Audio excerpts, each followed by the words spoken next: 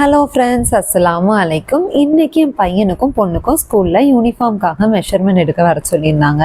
பொண்ணு இப்போ தான் ஃபஸ்ட் டைம் ஸ்கூலுக்கு போக போகிறா. 3.5 வருஷமாக 24 மணி நேரம் நம்ம கூடவே இருந்த பொண்ணு இப்போ ஸ்கூலுக்கு போக போகுது. அப்படிங்கும்போது நமக்கு கொஞ்சம் கஷ்டமாக தான் இருக்குது. பட் என்ன செய்ய முடியும், போய் தானே ஆகணும். எல்லா பேரண்ட்ஸ்க்குமே ஃபர்ஸ்ட் டே குழந்தைங்க வந்து ஸ்கூல் போகும்போது இதே ஃபீலிங் கண்டிப்பாக இருக்கும். அது என்னமோ தெரிலங்க, என் பையன் ஃபர்ஸ்ட் டே போகும்போதும் இதே ஃபீலிங் தான் இருந்துச்சு. ஐயோ, ரொம்ப நேரம் பார்க்க முடியாதே அப்படிங்கிற மாதிரி ஒரு ஃபீலிங் இருந்துச்சு. ஆனால் பெரிய லெவலில் பயம் அந்த மாதிரி எதுவும் இல்லை. ஆனால் இப்போ என் பொண்ணு போகும்போது என்னன்னு தெரில, அது எக்ஸ்பிளைனே பண்ண முடியாத அளவு ஒரு பயம் ஒன்று இருக்குது. இப்போ நம்ம நாட்டில் நடக்கிற விஷயங்கள், நம்ம நியூஸில் பார்க்குற விஷயங்கள், இந்த கேர்ள் பேபிஸோட சேஃப்டி, இதெல்லாம் மாதிரி நியூஸ் பார்க்கும்போது ரொம்பவே பயமாக இருக்குது. இப்போவே அவளுக்கு வந்து குட் டச்னா என்ன, பேட் டச்னா என்ன அப்படிங்கிறத நான் கொஞ்சம் கொஞ்சமாக சொல்லி கொடுத்துட்டே தான் இருக்கேன். கண்டிப்பாக எல்லாருமே சொல்லி கொடுக்க வேண்டிய ஒரு விஷயந்தான். ஆண் குழந்தைங்களா இருக்கட்டும், பெண் குழந்தைங்களா இருக்கட்டும், எல்லாரையுமே இறைவன் தான் பாதுகாக்கணும்.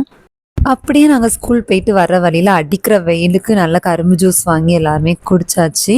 குடிச்சிட்டு பார்த்தீங்கன்னா அந்த சைட்லேயே ஒரு பெரிய ஒரு புளிய மரத்துக்கு அடியில் தான் இந்த கரும்பு ஜூஸ் கடையே இருந்துச்சு. நாங்கள்லாம் சின்ன வயசில் இருக்கும்போது இப்படி தான் புளி பறித்து அதை உடச்சி உப்பு போட்டு இந்த மாதிரி தான் சாப்பிடுவோம். சும்மா சூப்பராக இருக்கும்.